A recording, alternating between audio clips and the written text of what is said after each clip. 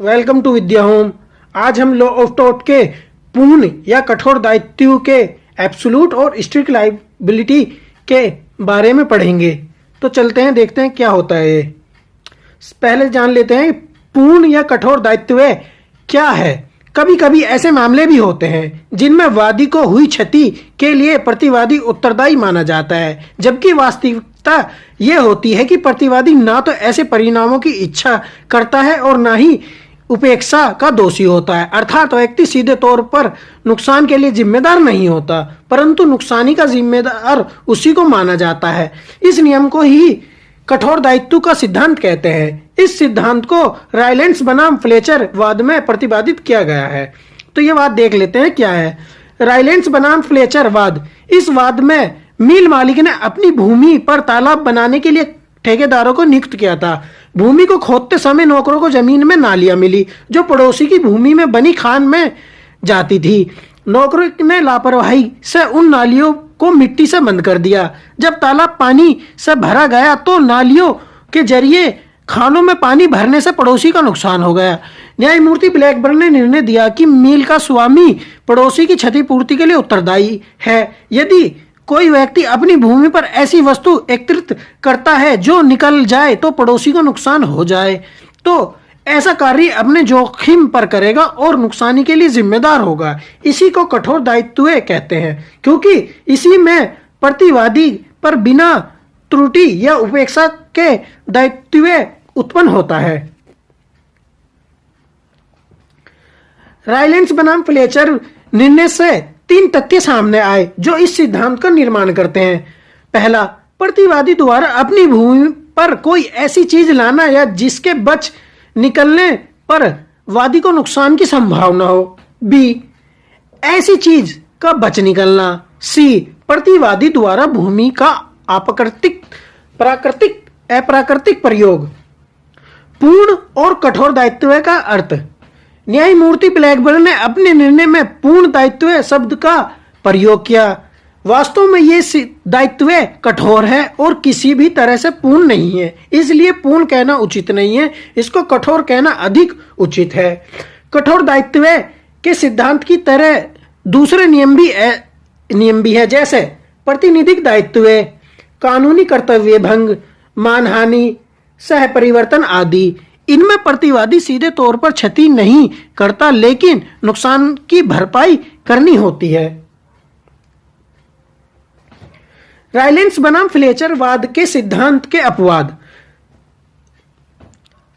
रायलेंस बनाम फ्लेचर वाद कठोरता को प्रस्तुत करता है, लेकिन कुछ ऐसे भी मामले होते हैं जहां कठोरता का सिद्धांत लागू नहीं होता। इस सिद्धांत के अपवाद निम्नलिखित हैं। सबसे पहला अपवाद, वादी की गलती हो तो कठोरता का सिद्धांत लागू नहीं होगा। यदि नुकसान केवल वादी के 2 कारण से हुआ है तो वादी को उपाय उपलब्ध नहीं होगा। सेकंड अपवाद, नुकसान ईश्वरीय कार्य यानी एक्ट ऑफ गॉड के कारण हो तो कठोरता का सिद्धांत लागू नहीं होगा। ईश्वरीय कार्यों का दोष प्रतिवादी पर नहीं लगाया जा सकता। थर्ड अपवाद, भूमि का प्राकृतिक उपयोग के कारण नुकसान हो तो कठोरता का सिद्धांत लागू नहीं। यदि वादी भूमि का उपयोग प्राकृतिक ढंग से करता है तो उसका दायित्व नहीं होता। प्रतिवादी यदि भूमि का उपयोग प्राकृतिक रूप से किसी चीज को निकालने में करता है और निकलने से किसी अन्य क्षति देता है तो दायी होगा। यदि प्रतिवादी के कार्य से उपताप होता है, चाहे भूमि का प्राकृतिक प्रयोग ही क्यों ना हो, तो दायी होगा। नंबर 4 अपवाद, वादी की सम्मति से नुकसान हो तो कठोरता का सिद्धांत लागू नहीं होगा। प्रतिवादी की सम्मति से अपनी भूमि का प्रयोग करता है और भूमि के प्रयोग से वादी को नुकसान होता है तो प्रतिवादी दायी नहीं होगा। नंबर 5 अपवाद, अजनबी द्वारा किया गया कार्य से नुकसान हो तो कठोरता का सिद्धांत लागू नहीं होगा। पर यदि प्रतिवादी अपनी भूमि पर लाई गई खतरनाक चीजें लाकर रखता है और किसी अजनबी की वजह से वे चीज वादी को नुकसान पहुंचाती है तो इसके लिए प्रतिवादी दायी नहीं होगा। कानूनी प्राधिकरण से नुकसान हो तो कठोरता का सिद्धांत लागू नहीं होगा। ये नंबर 6 अपवाद है। यदि प्रतिवादी कोई चीज जिससे नुकसान की संभावना है और कानूनी प्राधिकार के तहत अपनी भूमि पर लाता है तो और नुकसान हो जाता है तो कठोर दायित्व का सिद्धांत लागू नहीं होगा। नंबर 7 अपवाद, ऐसी चीजों को लाना तथा रखना जो खतरनाक ना हो तथा ऐसी चीजों का वहां होना सामान्य है। यदि भूमि का उपयोग प्राकृतिक ढंग से होता है और कोई खतरनाक कार्य नहीं होता है और वादी को नुकसान हो जाता है तो प्रतिवादी दायी नहीं होगा। नंबर 8 अपवाद, दोनों को सामान्य लाभ होने वाला था। यदि नुकसान हो तो कठोरता का सिद्धांत लागू नहीं होगा।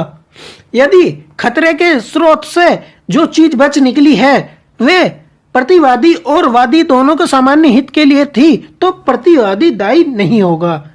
ये कुछ अपवाद थे इस नियम के। अब देखते हैं हम ये भोपाल गैस नीरस विनाश। स्वतंत्रता प्राप्ति के बाद भी भारत में अपकृत्य विधि का विकास नहीं हो पाया।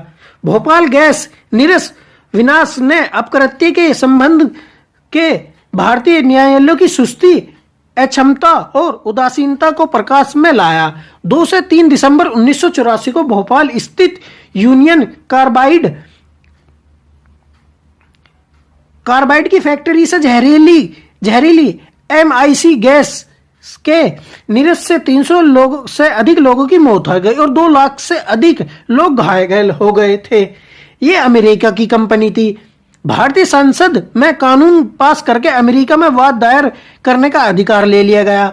भारतीय संघ ने न्यूयॉर्क में वाद दायर किया कि कंपनी सुरक्षा के मामलों में असफल रही और लोगों को नुकसान हुआ। प्रतिवादी ने कहा कि भारत वाद में ही दायर किया जाना चाहिए। न्यूयॉर्क की न्यायालय ने निर्णय दिया कि वाद दायर करने के लिए भारत ही सुविधाजनक स्थान रहेगा।